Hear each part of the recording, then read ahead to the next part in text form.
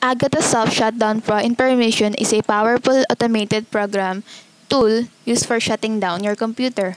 This program can shut down your computer in a certain time. What you need to do is just set the time. The task scheduler will help you execute the necessary tasks on a certain day of a week.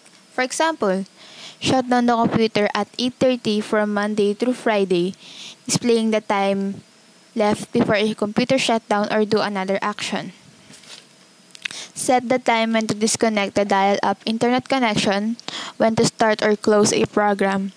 Scheduling tasks other than a shutdown such as restart, hibernate, log off, standby, and alarm showing the specified message or if the user had been away from the computer from the certain time.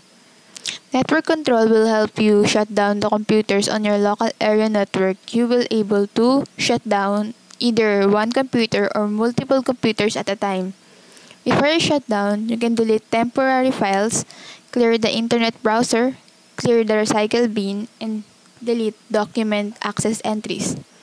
Specifying the password for the network shutdown, quick shutdown with the help of hotkeys.